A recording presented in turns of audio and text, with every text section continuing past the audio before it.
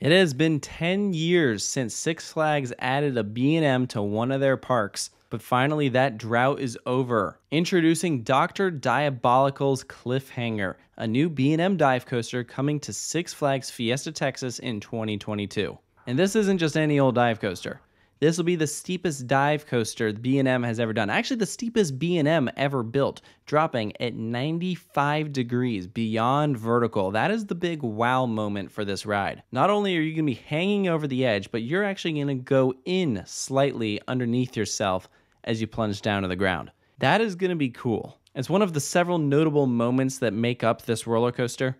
And even though dive coasters are often considered one-trick ponies, I am continually impressed about how they managed to change up their layout slightly, adding in different moments to make them stand apart from the rest. And immediately, the first thing I see when I look at this roller coaster that I'm impressed at is actually the color scheme. I love what they did here. I think the red with the gray and this kind of yellowish orange is really gonna pop. I'm especially intrigued about the supports because if you look in these animations, it looks like they're texturized. Will it be like that when it's actually built in person? That still remains to be seen, but the animation certainly makes it look cool. And knowing how Fiesta themes their roller coasters, I would not be surprised if we see some pretty unique looking supports here.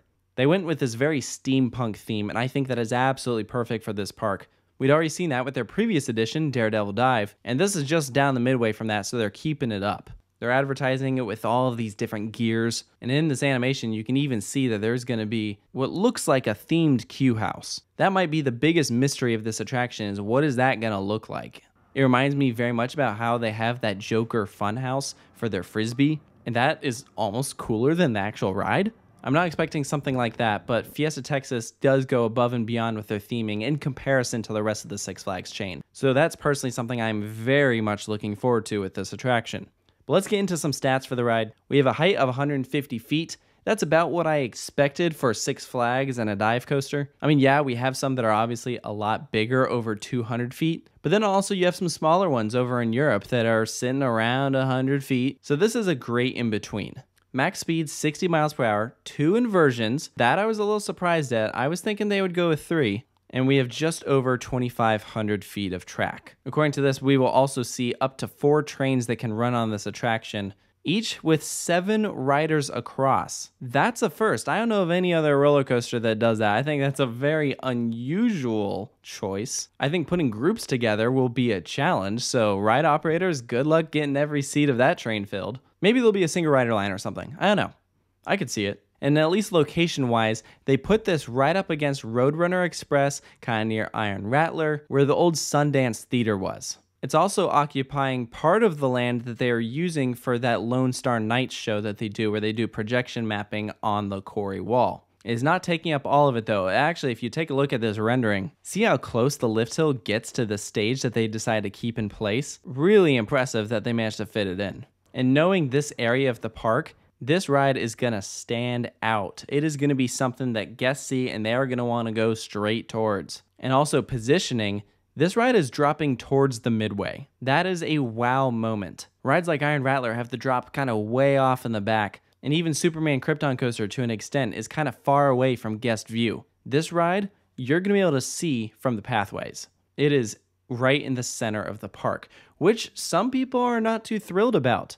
And I can understand why. You have a dive coaster, so why is it not diving off of the quarry wall? And you know, that's a good argument. In a way, it does feel like a missed opportunity. I understand that they had this specific location that they wanted to use. They didn't have to remove a single ride in order to fit this in. So I think it is fine where it is. If they did put it on the quarry wall, I imagine they would have to go way on the other side of the park. It would also be a lot more expensive. It's big enough news that Six Flags is working with B&M again.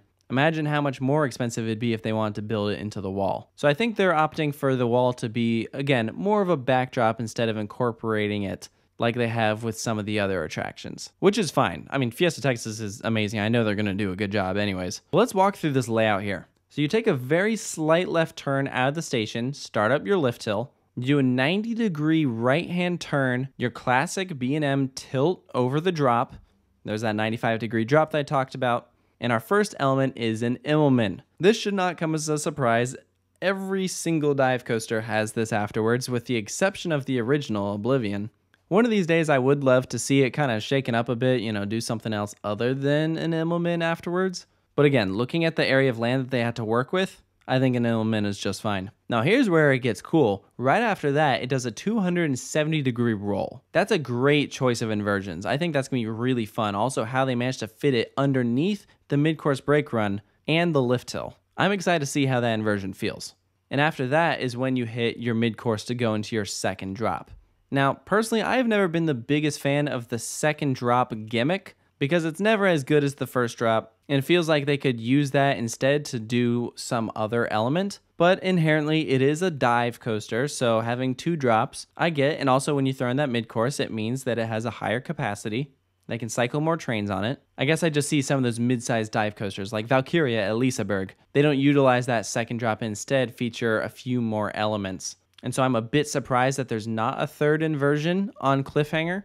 But, you know, again, they went for something different here, and that's fine. In the second half, we actually don't have another inversion. Instead, we have a high banking turn, what is called an extreme airtime hill. And actually, I believe that. This looks like it's going to give some good airtime. Just the way it's profiled, that's a nice parabolic moment. That's right up there with the drop for me as far as most intriguing moments of the ride. And after that, it goes into a helix into the brake run. Dive coasters have never been known for being the longest rides, and that's okay. When you compare this ride to every other roller coaster at Fiesta, Texas, this is an excellent addition. If any Six Flags park was going to get a dive coaster, I mean, I guess a lot of people would say it should be Magic Mountain, but I think Fiesta was an awesome choice. And also, think about where the next nearest dive coaster is to this one. At this point, it's probably Emperor at SeaWorld San Diego, and that's not even remotely close.